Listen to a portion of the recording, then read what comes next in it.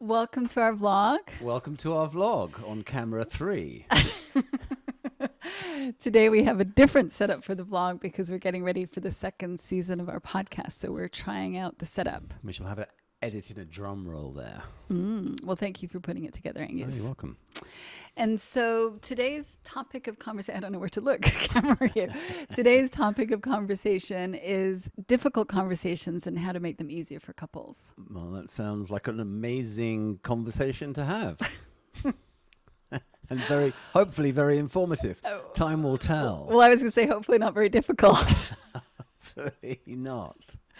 But I was thinking about some of the difficult conversations that we've had over the years. And one of the themes that has been front and central in that, especially early on in our relationship, was the topic of money. Money. But I want to make clear that the topic isn't really what's difficult. What's difficult is the emotions that come up in response to the topic. Meanness. The what? The meanness.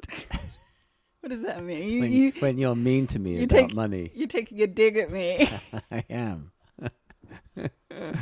Seems like a safe space now with an audience.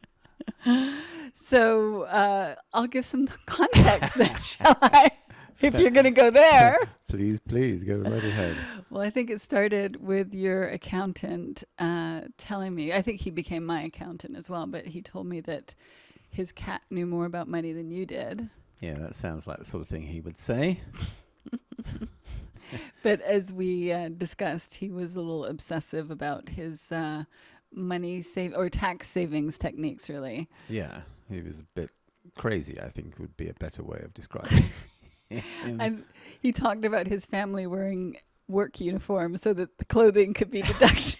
Crazy, like I said. And his dog was... his food was tax deductible because he was a guard dog for the business. That's true, yeah. He was a registered security guard, a canine security guard. So I couldn't expect you to have that kind of thought process around money. No, that would be going a little too far. Yes. But there was a time when, again, this was pretty early on in our relationship where I think we just recently moved in together. And you were working, doing a photo shoot in New York. So I was left at home alone in London. And I was shocked when a man came to the door saying he was a bailiff and that he wanted to take away your possessions, which I think it was fortunate, lucky you, that you weren't home because I don't think I let him in. But that, I've never heard of that before. I think that you'll find... Well, this surprises me because in North America, they definitely have a service. I don't know if Repo Man is the slang for it. I guess it probably is. I think they even have TV shows where they follow this dude around who goes and reclaims things that people have paid for, like cars and lawnmowers, etc. Maybe not a lawnmower. Maybe Could be.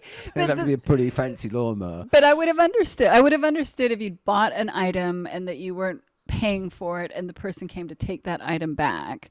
But these were parking tickets that you hadn't paid. They've got nothing to do with any of your belongings.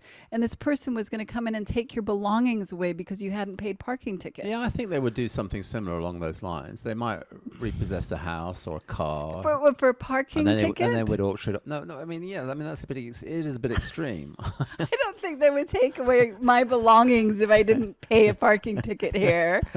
Right.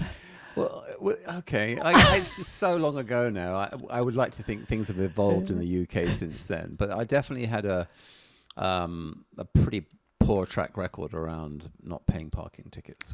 Clearly. Yes. Yeah. Yes. But yes. I mean, evidently you were quite surprised by the appearance of this individual. They'd probably put you in jail here. They wouldn't take your belongings away. But anyway, this might have added to the difficulty of our conversations around money. Yes, it set a tone. And then the other thing that I remember where I think was like the straw that broke the camel's back was when you somehow bounced like a handful of checks all at once. And we got all of these bank fees on top of the bounced checks. And I was just horrified by how that could even happen. Yes, that was an idea of my financial misdemeanors. And as I recall, I think there there were a number of previous occasions where I had bounced checks, but up until that point, I had been very good at being able to call the bank up and wiggle out of that fee. And unfortunately, I was all out of my get out of jail cards by that point, and it was just that one particular month where, yeah, I hadn't been tracking the accounting for whatever reason. I assumed hopefully that I was busy at work, and might not have been the case. I don't know, but nevertheless, I neglected to notice how many checks had been going out in terms of how much money is coming in. And there was an inordinate amount of bounced checks and a lot of bank fees to be paid. And yeah, as I said, there was no wiggle room there for me anymore. And so you were none too pleased. Mm-hmm. Yes. And I did at that point decide that it would probably be better if I was the one that tracked the money in our account. Yes. But you brought a certain, what should I say, a certain judgment to the table around finances towards me, which I think is perfectly justified, but it sort of tapped into something that sort of had me feel very insecure and probably a little bit temperamental when it came to the conversation around finances. Yeah, I think that I can put my hand on my heart and say that I was not in my kindest disposition early on when those kinds of things went on, and that I probably wasn't very kind around it. So I apologize for that. Channeling the London accountant, I think, was what was happening. It felt like my survival was at stake with the way that you were handling things. Oh, I think that's fair enough. Yeah. But one of the things that I would say that came from that is the realization of how important it is that we work to our strengths in the relationship. And actually, handling the money was not that difficult for me. And there's plenty of things that I'm not very good at that you're really good at. And so I think that was one of the early lessons was to play to our strengths and to not have people do things that they weren't very good at and really be a team in that way. Yeah, no, absolutely. No, in the grand scheme of things, I'm quite thankful because evidently I'm not very good with tracking finances. But we definitely had a troublesome period of time where we tried to find that common ground. We tried to find a way for this to work, and I think that that I would get really insecure, and that was nothing to do with you. To be honest, it was actually for me. I think all roads lead to Rome on this one. I think that there was a sense that I feel at some point I was just assuming or jumping to conclusions that you were thinking that I was. Well, probably on one level, you were thinking I was a blithering idiot. I don't know how long that lasted. But for me, what was coming up was this feeling of not being good enough, of being less than, which the road that leads to Rome is feeling unloved. And that's just something that I had cooking.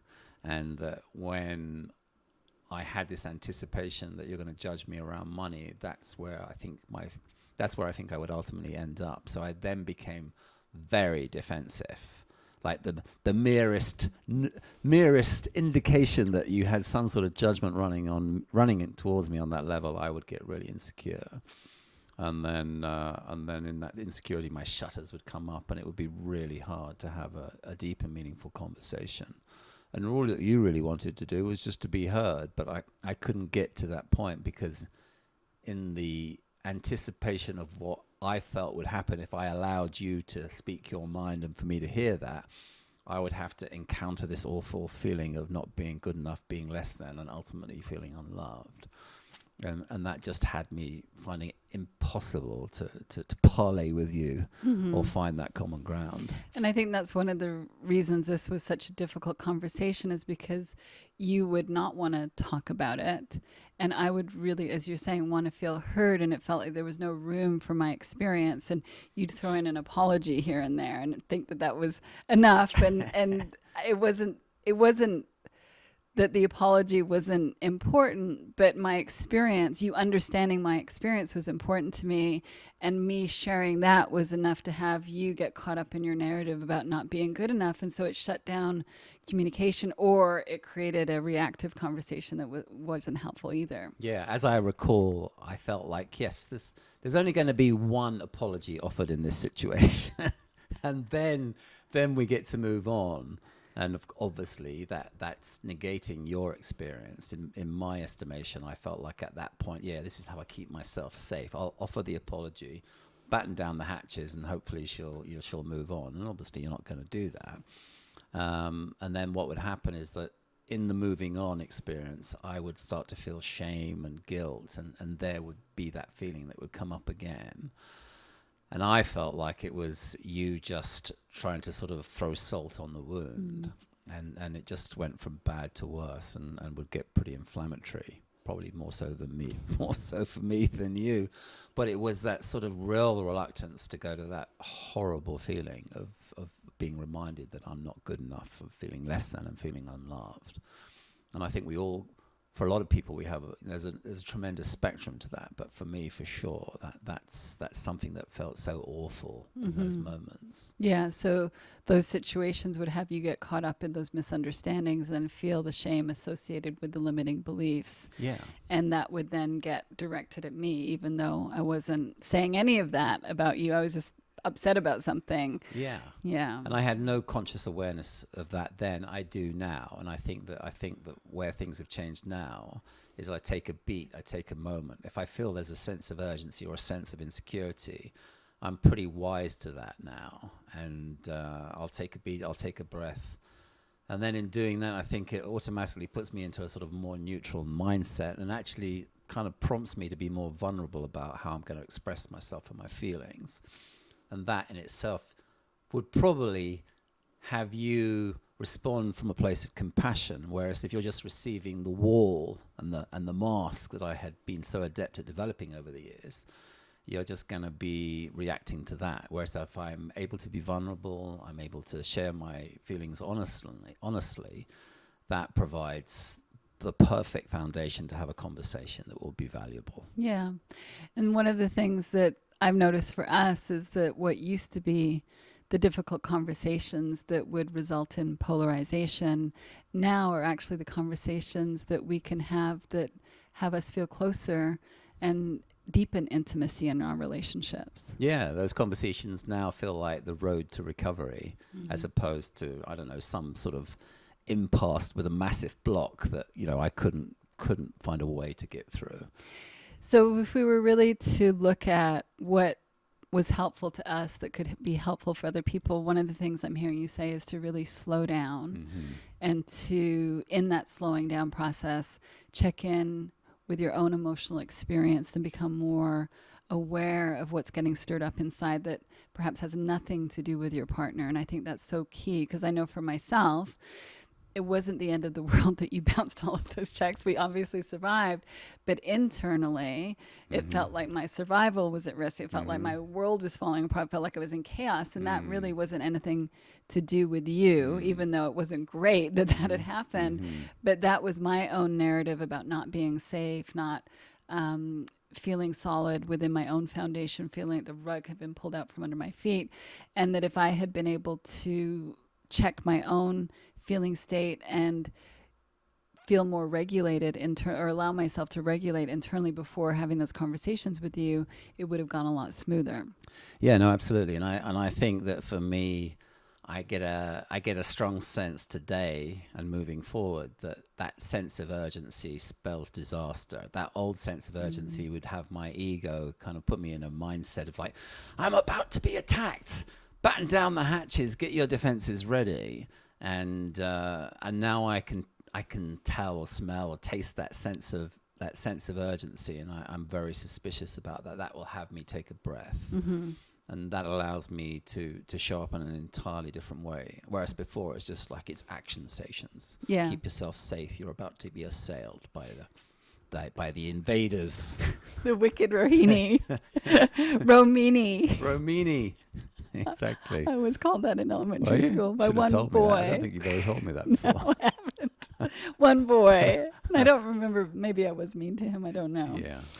But anyway, so this slowing down allows us to tune into our own emotional experience. And when we're able to take care of ourselves from that place, that then allows us to show up more real time with our partner in the present moment, and with the opportunity to be authentic and transparent. And with that vulnerability, we can then share what our internal experience is in a way that hopefully you can hear that and be responsive to that. And hopefully I can do the same for you. And that is a very good thing, camera 3. Do you think you're at the BBC right now? Are you showing off? That's going to probably start bugging you. If I could probably only do that once or twice, can't I? Don't they do that in TV shows where they all of a sudden start talking to the camera? Is that some TV? I think so. It's a bit of a parody, I think, in some with some TV like comics. The Office? Didn't they do that in The I think Office? they do things like that, yeah. Or I guess- American Family. I'm going to have a relationship with my audience. American Family, is that Modern Family? Oh, Modern Family. I'm sorry. Yeah. No, yeah. All right. Well, I'm going to talk to my audience too if you're going to do that. Are you done? I am done. I'm complete. Does that feel complete? I think so, unless you feel Okay. it doesn't. I feel like it's complete. Okay, yeah. I'll just check inside. Yes, that feels complete. There's no sense of urgency with that statement. Well, it's been lovely talking with you about it. I hope you've enjoyed the vlog and that it's been helpful for you. And until the next time. Till the next time. Goodbye.